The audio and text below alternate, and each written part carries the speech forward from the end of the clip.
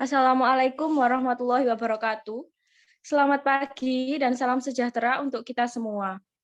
Perkenalkan, saya Rizky Wahyu Basdiawati yang akan memandu acara webinar pada kesempatan pagi hari ini. Sebelumnya, saya ucapkan terima kasih dan juga selamat datang kepada kedua pemateri kita yang bersedia meluangkan waktunya untuk menghadiri webinar kami.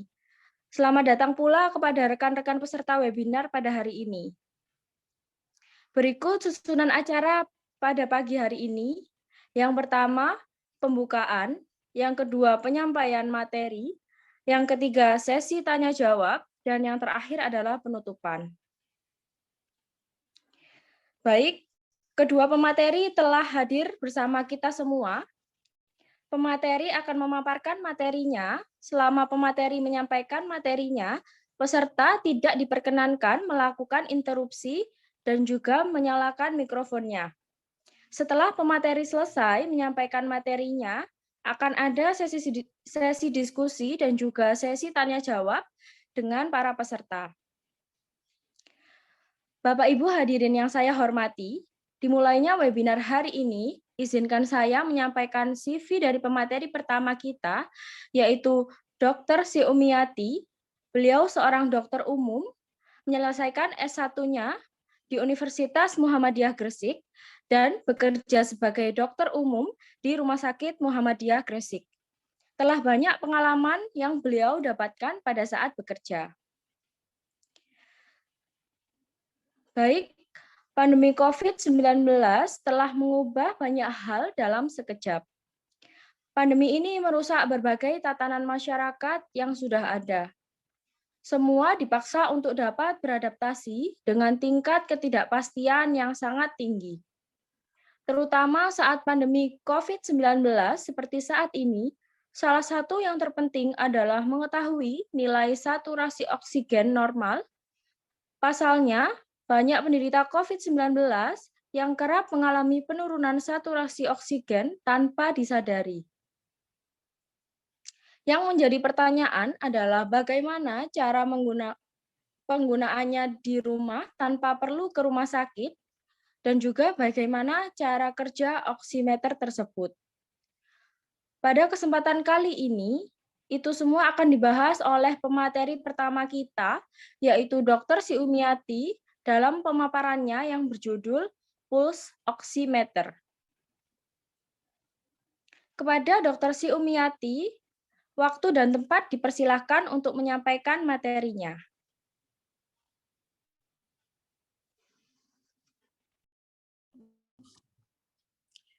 Baik, selamat pagi. Assalamualaikum warahmatullahi wabarakatuh. Saya ucapkan terlebih dahulu terima kasih teman-teman yang telah bergabung pada webinar kali ini. Terima kasih untuk atas meluangkan waktunya kalian. Semoga pengetahuan atau ilmu yang kita semua dapatkan di sini bisa bermanfaat dan berguna ke depannya. Nah, di sini saya untuk menyampaikan materi ini tidak untuk menggurui atau apapun. Di sini nanti sistemnya sharing saja seperti itu. Jadi saya akan sampaikan sedikit materi. Nah, ini sudah saya tampilkan materi yang apa sih itu pulse oximeter. Nah, pulse oximeter adalah alat kesehatan non-invasif memonitor kadar oksigen dalam darah atau SpO2 dan denyut nadi. Kemudian alat ini sangat mudah digunakan hanya dengan menempelkan pada jari tangan, jari kaki ataupun jepit telinga. Bisa digunakan di rumah, tidak perlu ke rumah sakit ya. Untuk bayi pun bisa digunakan pada kaki bayi. Nah, tadi kan disinggung kadar oksigen dalam darah atau SpO2. Kemudian apa sih SpO2 itu? Apa sih oksigen? O2 kan dibaca oksigen ya. Yaitu adalah pengukuran jumlah oksigen pada sel darah merah. Kemudian SpO2 ditujukan dalam persentase normalnya adalah di atas 95%. Nah, di sini sudah saya buat tabel sekalian oksigen dalam darah atau nilai oksimetri. Yang pertama nilai oksimetri 95 sampai 100%. Itu kategorinya normal. Kalau 90 sampai 95% itu hipoksia ringan sampai sedang. Kemudian 85 sampai 90% itu hipoksia sedang sampai berat. Nah, kurang dari 85% itu kategori. Tadi disebutkan apa sih? Disebutkan banyak yang hipoksia ringan sampai sedang, hipoksia sedang sampai berat. Mungkin teman-teman sudah tahu. Cuma saya menyampaikan kembali, mungkin di sini ada yang belum tahu, teman-teman yang belum tahu ya. Yang awam, apa sih hipoksia itu? Nah, hipoksia adalah kondisi kurangnya pasokan oksigen bagi tubuh untuk menjalankan fungsi normal. Kalau sudah, lanjut ke slide yang selanjutnya. Ini saya buatkan slide selanjutnya. Bentar.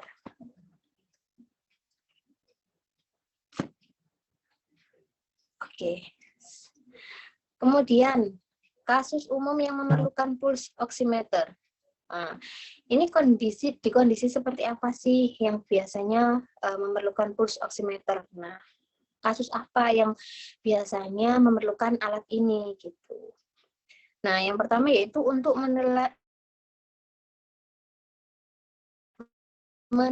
efektivitas pengobatan dengan penyakit paru-paru itu kan kondisinya biasanya agak susah bernafas atau tidak normal ya paru-parunya, jadi pompa oksigen, kondisi oksigen dalam tubuhnya juga ya kemungkinan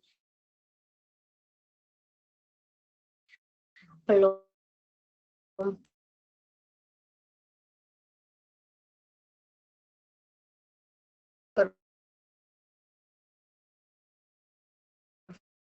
belum normal seperti orang sehat biasanya. Nah, itu biasanya rutin untuk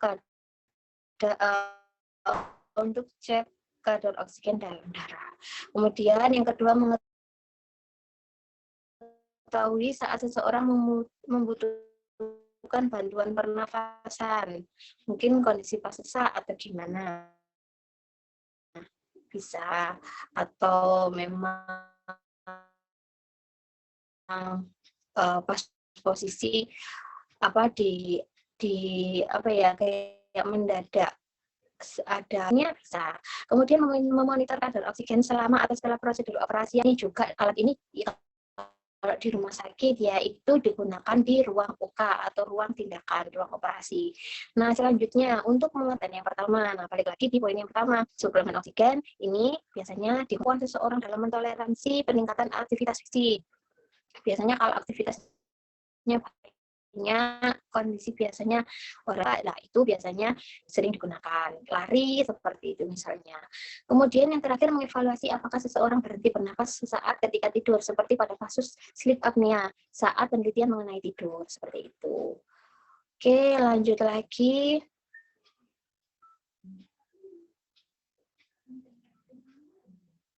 Nah, kondisi apa saja yang memerlukan pulse oximeter? Nah, pada saat di rumah sakit atau perawat di rumah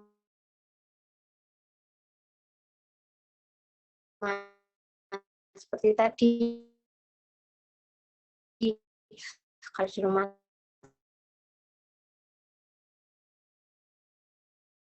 sakit ya mungkin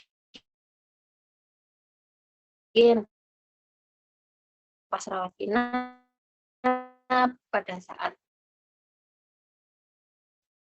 sakit gitu yang vaskular atau penyakit cerebrovaskular gitu kan.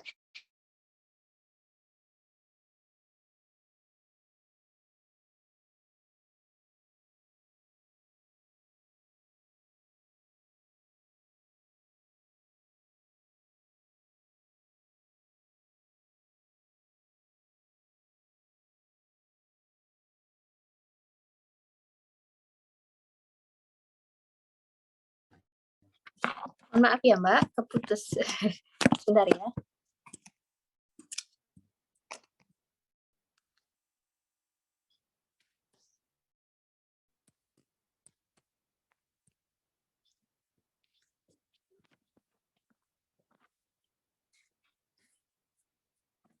Sebentar. Masih yang di slide selanjutnya sebelumnya. Oke.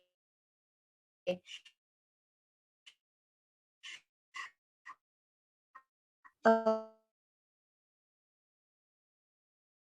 uh,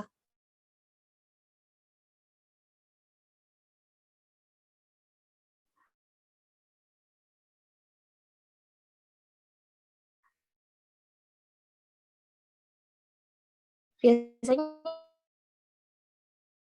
kalau sampai ya, sorry.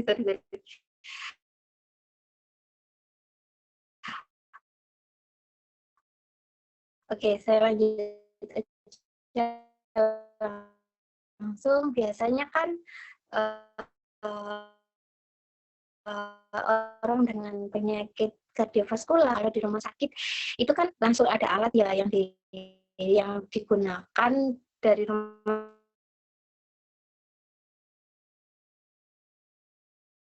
sakit.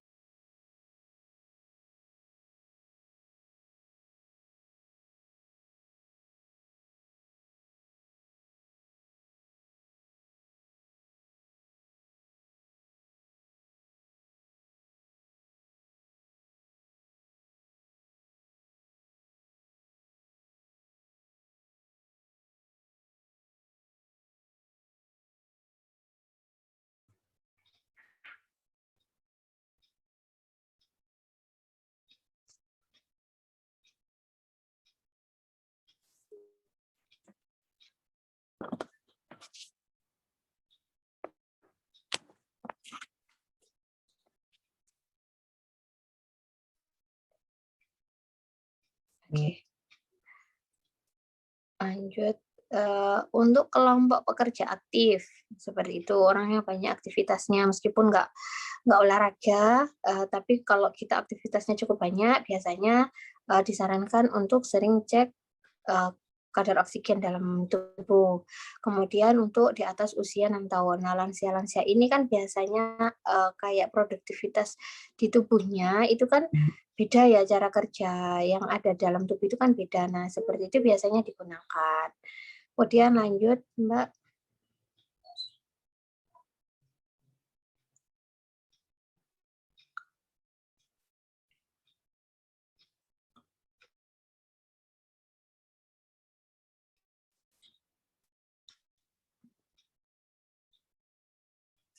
Oke. Kemudian bagaimana cara kerja pulse oximeter? Nah, sumber cahaya dari yang berasal dari fragmen dengan dua panjang gelombang puncak 600 nanometer dan LED inframerah 940 per 905 per 880 nanometer. Kemudian sampai batas tertentu cahaya diserap oleh hemoglobin dan seberapa banyak yang akan diserap tergantung pada tingkat kejenuhan terhadap oksigen. Kemudian dengan menghitung penyerapan pada dua panjang gelombang, prosesor dapat menghitung persentase hemoglobin yang kaya akan oksigen. Kemudian SP2A bergantung pada denyut alami aliran darah.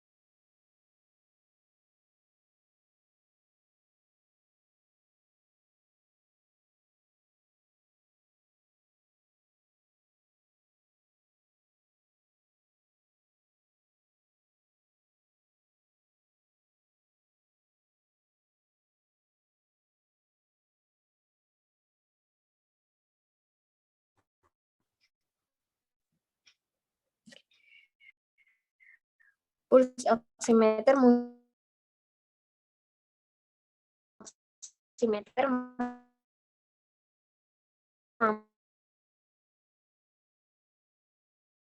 membedakan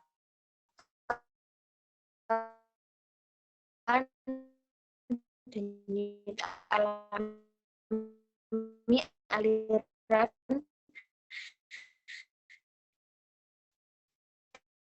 darah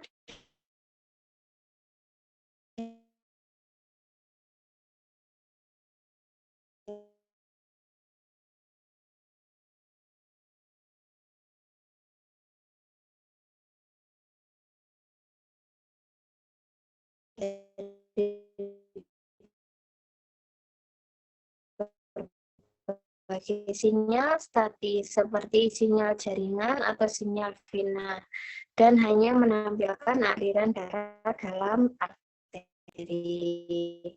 Nah, seperti gambar di samping itu bisa mungkin dari bisa ditanyakan di nanti di sesi diskusi atau sesi tanya jawab. Mungkin saya sampaikan, terima kasih. Saya akhiri. Assalamualaikum warahmatullahi wabarakatuh. Silakan Mbak Moderator, dilanjutkan. Waalaikumsalam warahmatullahi wabarakatuh. Terima kasih disampaikan kepada Dr. Siumiyati atas paparan yang begitu menarik. Selanjutnya, bagi seluruh peserta untuk menyiapkan 1 atau 2 pertanyaan untuk disampaikan di sesi tanya jawab di akhir webinar kali ini. Selanjutnya kami persilahkan kepada pemateri kedua untuk menyampaikan materinya. Sebelumnya, perkenankan saya untuk menyampaikan CV pemateri kedua, yaitu Saudari Adinda Putri Novi Aryani, yang bekerja sebagai medical representative di PT Indokor Perkasa. Waktu dan tempat dipersilahkan untuk menyampaikan materinya.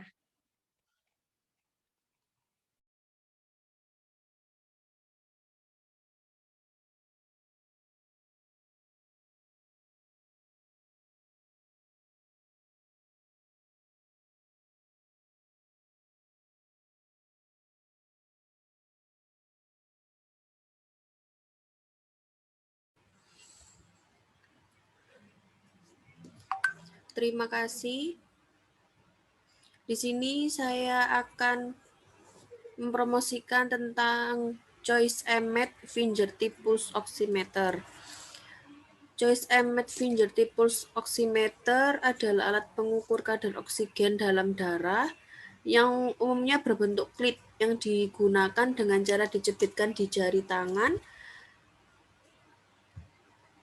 Dan setelah dipasang, sensor alat oximeter ini akan mengevaluasi jumlah hemoglobin atau zat di dalam sel darah merah yang bertugas untuk mengangkut oksigen ke seluruh tubuh. Alat oximeter ini dilengkapi dengan layar monitor kecil yang akan menampilkan hasil pengukuran kadar oksigen dalam darah.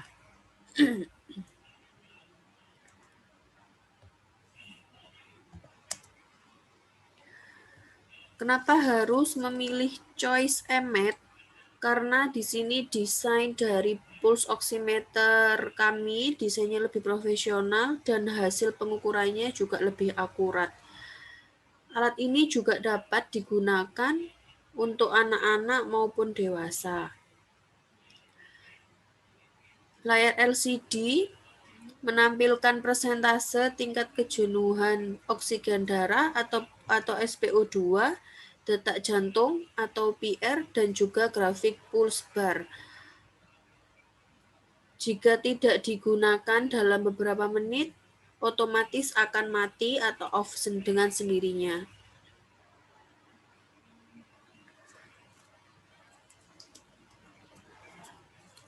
Kecerahan layar juga dapat ditentukan dengan 6 mode tampilan.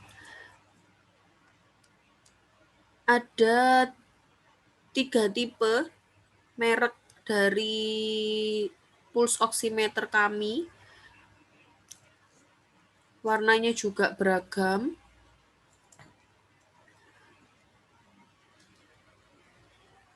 Layar OLED 2 warna dengan tampilan persentase tingkat kejenuhan oksigen, detak jantung, dan grafik pulse bar.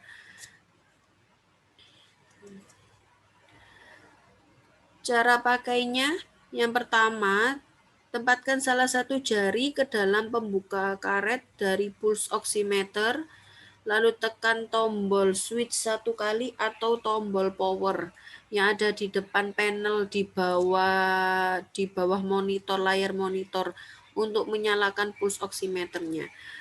Lalu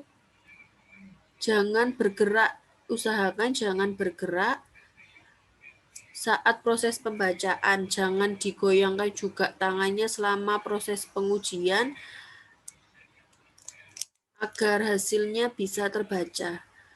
Lalu setelah beberapa menit hasilnya akan nampak di layar monitor kecil di pulse oximeter. Harganya sendiri kurang lebih 346.000 sampai 791 per box. Harga tergantung ini ya, di setiap apotik, harga jual setiap apotik. Sekian presentasi dari saya tentang pulse oximeter Choice EMET. Jika ada yang ditanyakan, silahkan ditanyakan di sesi tanya jawab setelah ini ya. Terima kasih. Assalamualaikum warahmatullahi wabarakatuh. Waalaikumsalam warahmatullahi wabarakatuh. Terima kasih disampaikan kepada Saudari Adinda Putri Novi selaku Medical Representative di PT Indokor Perkasa. Bapak, Ibu, hadirin yang kami hormati, tiba saatnya kita masuk ke dalam sesi diskusi. Pada sesi kali ini, kami akan memberikan kesempatan bertanya kepada 4 orang. Bagi peserta yang ingin bertanya, silakan angkat tangan atau tunjuk tangan, dan peserta yang terpilih berhak bertanya. Sebelum bertanya, bisa disebutkan identitasnya terlebih dahulu, dan pertanyaan diajukan secara singkat, padat, dan juga jelas. Langsung saja kita mulai sesi diskusi ini. Saya persilahkan kepada para peserta untuk mengajukan pertanyaannya.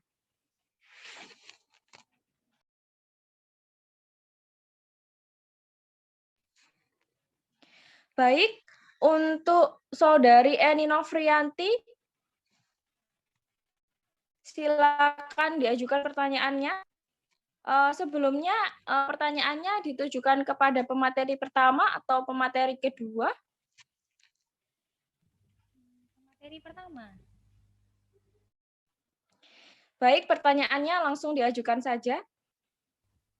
Assalamualaikum warahmatullahi wabarakatuh. Saya Eni Novrianti dari Universitas Muhammadiyah Gresik. Izin bertanya kepada Dr. Siumiati. Saya ingin bertanya bagaimana besar kadar oksigen yang dikatakan normal. Terima kasih.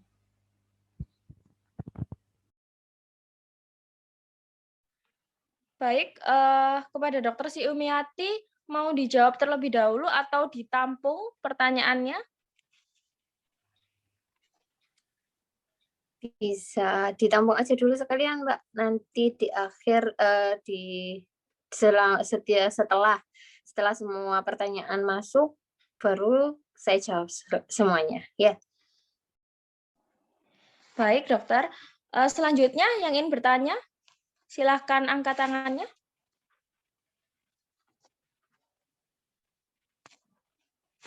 Ya, dengan Saudari Dwi Wulan Safitri, silakan. Ingin bertanya kepada pemateri pertama atau pemateri kedua? Baik, terima kasih.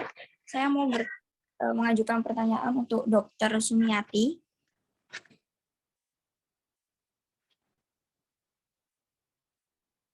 Ya, silahkan, Mbak.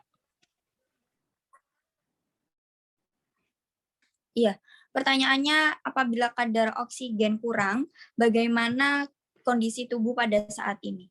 Terima kasih. Baik, sama-sama. Selanjutnya pertanyaan ketiga. Iya, dengan Saudari Pinkan Afifatul Hamro, silakan diajukan pertanyaannya untuk pemateri pertama atau pemateri kedua. Baik, terima kasih Mbak. Izin bertanya untuk Dr. Siumiati. Pada kondisi seperti apa pulse oximeter tidak bisa kita andalkan ya untuk pemeriksaan? Terima kasih. Baik, sama-sama. Pertanyaan terakhir, silahkan yang ingin ditanyakan. Ya, dengan Saudari Susanti April, silakan pertanyaannya. Ya, mohon maaf izin bertanya untuk materi kedua. Apakah ada kondisi di mana hasil pulse oximetry akurat tapi sebaiknya tidak digunakan sebagai pertimbangan? Dan kondisi yang seperti apa? Sekian, terima kasih. Ya, sama-sama. Kepada Dr. Siumiati, saya persilakan terlebih dahulu untuk menjawab pertanyaan yang pertama hingga pertanyaan ketiga. Kepada Dr. Siumiati, saya persilahkan. Baik, terima kasih teman-teman atas pertanyaan yang diberikan kepada saya. Mohon maaf Mbak, ini tadi pertanyaan 1, 2, 3, pertanyaan 1, pertanyaan 3 atau pertanyaan 4 ya yang ke saya, atau yang terakhir kepada saudara saya Mbak Adinda Putri, atau kepada saya semua? Iya, pertanyaan 1 sampai 3 aja. Yang terakhir kepada Saudari Adinda Putri Novi. Oke, terima kasih. Saya sampaikan terlebih dahulu kepada teman-teman atas pertanyaan yang diberikan kepada saya. Saya ulangi lagi ya, untuk pertanyaan yang pertama dari Saudari Eni Novrianti. Nah, bagaimana sih besar kadar oksigen dikatakan normal, seperti apa? Nah, besar saturasi oksigen normal atau di bawah normal tergantung metode pemeriksaannya. Nah, kalau saturasi oksigen normal dari tes analisis gas darah yaitu di atas 80. Kemudian kalau saturasi oksigen di bawah normal dari tes analisis gas darah kurang dari 80. Kemudian untuk saturasi oksigen normal dari pulse oximeter yaitu antara 95% sampai 100%. Nah, untuk saturasi oksigen di bawah normal dari pulse oximeter yaitu kurang dari 95%. Itu kan memang dari kayak alatnya itu kan memang beda ya dari yang memang kita gunakan di rumah sama di rumah sakit. Seperti itu. Jadi nanti hasilnya pasti beda. Itu nanti ada acuan tersendiri bagaimana ya alat patokan tersendiri dari setiap alat yang kita gunakan seperti itu. Kemudian lanjut untuk pertanyaan yang kedua. Untuk pertanyaan yang kedua dari Saudari Dwi Wulan Safitri, yaitu bisa saya ulangi apabila kadar oksigen kurang, bagaimana sih keadaan kita pada saat kondisi seperti itu? Nah, kalau kondisi seperti itu sih tergantung dari masing-masing individu ya Mbak ya, karena kadar saturasi oksigen di bawah normal disebut hipoksemia. Nah, tubuh beda-beda kondisinya. Pusing, jantung berdebar kencang itu yang kayak tekanan denyut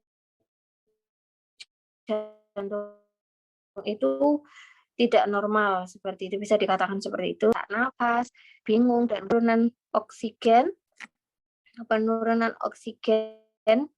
di bawah level kritis harus ditangani dengan pemberian oksigen tambahan. Jadi setiap orang itu beda-beda. Ada yang memang pusing saja, kalau bisa sampai kulit kebiasaan itu efeknya kulit jadi agak-agak biru kayak seperti lebam tapi nggak lebam ya, full gitu ya. Tapi kondisi kulit yang ada di kita, kondisi seperti itu biasanya akan membiru seperti itu. Langsung saya lanjut aja ya Mbak ya, pertanyaan yang ketiga dari Saudari Pinkan ya tadi. Pertanyaannya itu pada kondisi seperti apa kadar pulse oximeter tidak dapat, kan bisa tuh ya digunakan di rumah sendiri. Nah, sebagai jaga rutin. Nah, kondisi seperti apa sih yang harus ditindaklanjuti? Tidak bisa hanya menggunakan pulse oximeter di rumah. Nah, terdapat kondisi-kondisi di mana alat itu tidak dapat diandalkan, yaitu misalnya anemia berat, kemudian hasil saturasi oksigen yang terlalu rendah di bawah 70%. Nah, memang kan tadi sudah disebutkan, saya sampaikan tadi kalau memang kurang dari 85% aja menggunakan pulse oximeter, itu kan harus ada lanjut ya, itu kan memang berat, hipoksia berat gitu ya. Kemudian dan pergerakan berlebihan pada pasien. Pada kondisi-kondisi seperti ini, saturasi oksigen harus dikonfirmasi dengan analisa gas darah. Nah, itu harus segera dirujuk ke rumah sakit. Kalau memang di rumah menggunakan oximeter sudah di bawah 85 ya. Jadi kita seumpama pada kondisi orang itu sendiri, nanti ditangani oleh dokter yang sehat di rumah sakit seperti itu. Jadi harus pengawasan dari dokter agar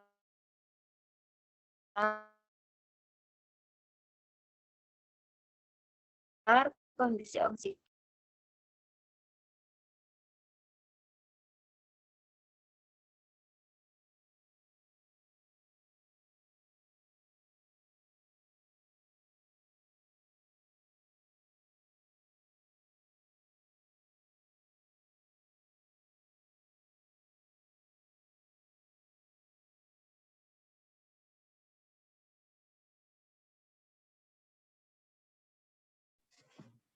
Baik, selanjutnya untuk pertanyaan yang keempat, silakan untuk Saudari Adinda Putri Novi untuk menjawab pertanyaan yang keempat. Kepada Saudari Adinda Putri Novi, saya persilahkan. Ya, terima kasih banyak. Di sini saya akan menjawab pertanyaan dari Mbak Susanti April ya.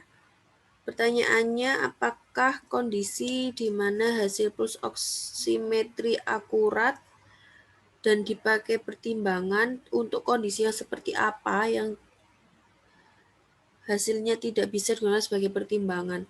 Jadi gini, untuk tata laksana penyakit seharusnya tidak semuanya itu didasarkan dengan hasil pulse oximetri, tapi harus keseluruhan kondisi klinisnya, seperti contohnya pada penyakit bronkiolitis.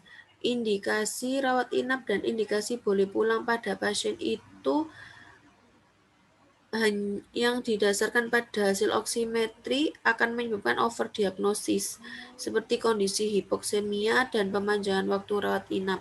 Jadi harus melalui keseluruhan kondisi klinis, bukan hanya dari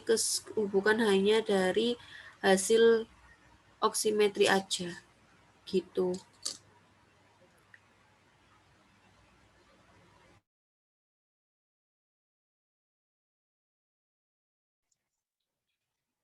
Baik, terima kasih kepada kedua pemateri kita yang telah menjawab pertanyaan dari seluruh peserta. Baik, dari para peserta ada feedback atau yang kurang jelas? Silakan kalau ada yang kurang jelas, angkat tangan.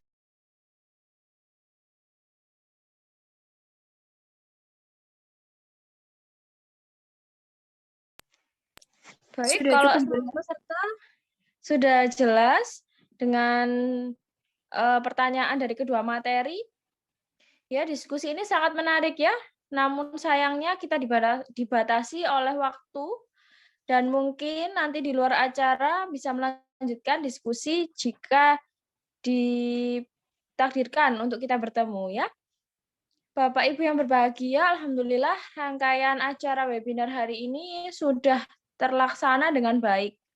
Kita sudah mendapat pengalaman berharga dari kedua materi webinar kali ini. Mudah-mudahan materi yang disampaikan oleh kedua pemateri bermanfaat untuk kita semua. Dan akhirnya saya Rizky Wahyu Basdiawati sebagai moderator pamit undur diri. Terima kasih atas perhatian Bapak atau Ibu sekalian. Mohon maaf apabila ada kekurangan dan kekeliruan dalam saya sebagai moderator. Kami sampaikan kembali kepada pembawa acara. Terima kasih. Wassalamualaikum warahmatullahi wabarakatuh. Waalaikumsalam warahmatullahi Waalaikumsalam warahmatullahi wabarakatuh. Wassalamualaikum warahmatullahi wabarakatuh.